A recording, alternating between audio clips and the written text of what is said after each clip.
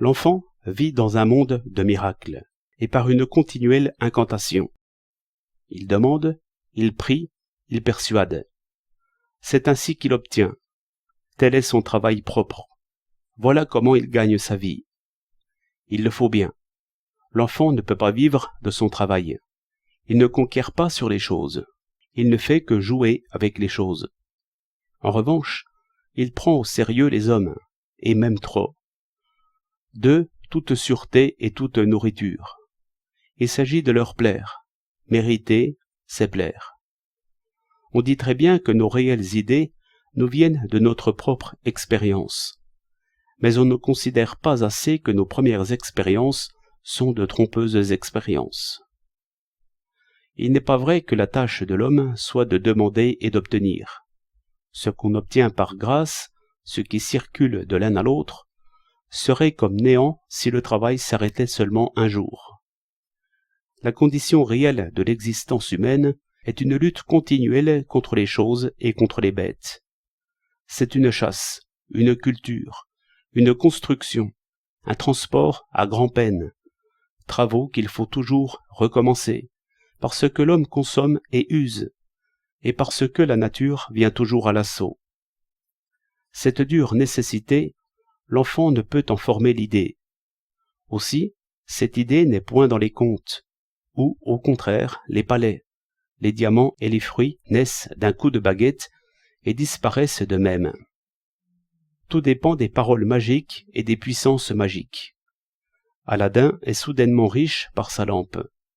Or, ses premières leçons, ces leçons menteuses, je suis bien sûr que tout homme les a reçues, dans le temps qu'on le portait à bras.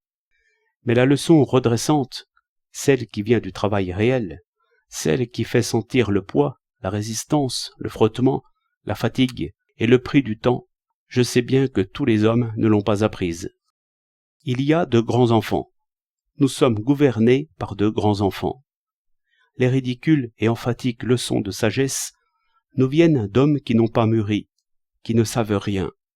Cette puérilité explique assez bien les maux humains. Nos sages montent dans un train de luxe, munis d'un permis qu'ils ont obtenu par gentillesse, comme font les enfants.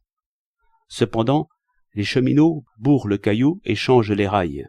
Le forgeron martèle, le mineur creuse. Mais qui pense à cela? Il ne s'agit que d'obtenir une place dans le pullman. Il n'en coûte qu'un sourire, ou une flatterie, ou un article de journal. Monnaie de singe, comme on dit énergiquement. Or, ces grands enfants se disent administrateurs, juristes, arbitres en toutes choses. Ils sont fidèles, dévoués, honnêtes à leur manière. Ils ne prennent point, seulement ils reçoivent, sont reconnaissants et se croient quittes. Et en effet, on ne demande rien de plus aux enfants. Mais un homme doit savoir ce que c'est que l'argent, l'achat, l'échange. Il ne peut recevoir un chèque comme il recevrait un bouquet. Or, aux yeux du grand enfant, tout est grâce, tout est cadeau. La richesse s'extrait des riches comme d'une carrière, et non par la pioche, mais par les paroles. D'où vient cette richesse? Quelle en est la source première? Combien de coups de pioche réels dans un billet de 1000 francs? Ce sont des questions qui ne viennent jamais à l'esprit de nos grands enfants. Ils demandent, ils plaisent, ils obtiennent. Leur pensée ne va pas plus loin. Ainsi la politesse, la générosité, les grâces du cœur, et enfin tous les fruits de la bonne éducation ne les préservent nullement de voler sans s'en apercevoir. Cela dépend de l'occasion, et non pas d'eux. Aladin frotte sa lampe, et admirer dans la fiction se souvenir du travail ménager, dont l'enfant est témoin, et qui lui semble un jeu.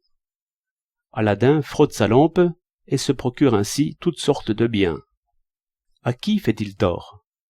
Je vous le demande.